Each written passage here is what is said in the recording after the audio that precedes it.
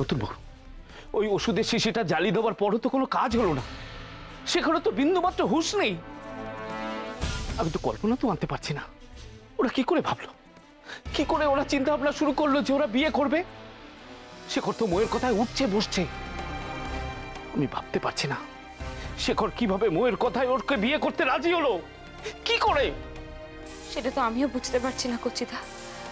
জানো তো, এই সব কিছু নিয়ে আমার মনের ভেতরে একটা অদ্ভুত কষ্ট হচ্ছে, আর তোমার ভাইকে নিয়ে খুব ভয়ও করছে কচিদা। কিসের ভয় নতুন বউ, কিসের ভয়? ও কি বাচ্চা ছেলে নাকি যে মেয়ে ধরার ফাঁদে পড়েছে? হয়তো ফাঁদেই পড়েছে কচিদা। সেই মানুষটা আমাকে পাগলের মতো ভালোবাসত, সে আজ নিজের ইচ্ছায় কাজটা কি করে করতে পারে বলো? তুমি এ কথা কিভাবে জোর দিয়ে বলছো নতুন বউ?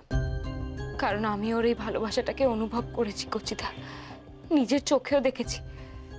যখন বাবার গুন্ডারা মারতে মারতে ওকে হাতমরা করে দিয়েছিল, তখন ও শুধু হাত বাড়িয়ে আমাকেই খুঁজছিল কচিদা, আমাকেই খুঁজছিল।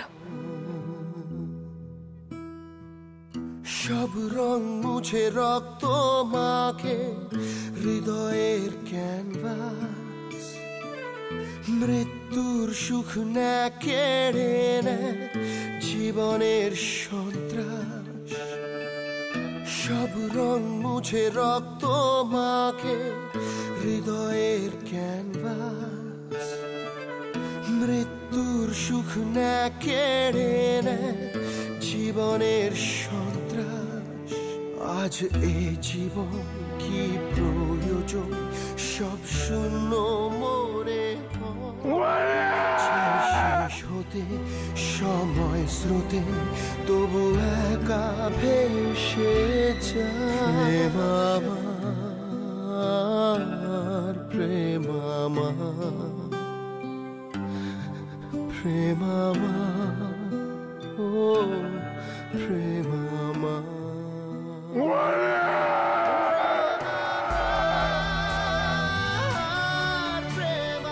যে মানুষটা আমাকে ভালোবেসে মরতেও ভয় পায় না, সে নিজের ইচ্ছায় কাজ কি করে করবে বলো তো কচিদা?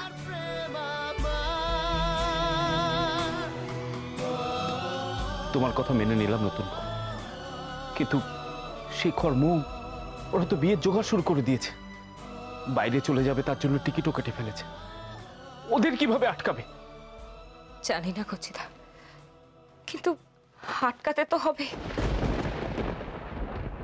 নতুন বউ, নতুন বউ, বলছি শেখরের মাথা থেকে ময়ের ভূতটা নামাতে ওই তান্ত্রিকের সত্যি কথাটা বলে দিলে হয় না? সেটা বলারই তো চেষ্টা করছি কচিদা, কিন্তু মৌ গৃহভূতকে এমন ভাবে আটকে রেখেছে, আমি তো গৃহভূতের সাথে একা কথা বলার সুযোগই পাচ্ছি না। সুযোগ পাচ্ছি না বললে হবে না নতুন বউ।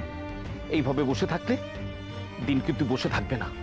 যত তাড়াতাড়ি সম্ভব আমাদের এই কাজটা করতে হবে। সেটা আমি বুঝতে পারছি কচিদা, কিন্তু আমি কোন দিকটা সামলাবো বলো তো? মৌ আজ বাবা মার সঙ্গে যা করলো, দিন দিন ও অন্যরকম হয়ে যাচ্ছে। ও যে আমার নিজের বোন, এটা আমার বিশ্বাসই হচ্ছে না। নতুন বউ, নতুন বউ, ময়ের যাবতীয় মায়াজালের শক্তি তো ওই ওষুধের শিশিটা, ওইটা যদি আমরা ভেঙে ফেলি তাহলে তো ওর শক্তি থাকবে না, তাই না?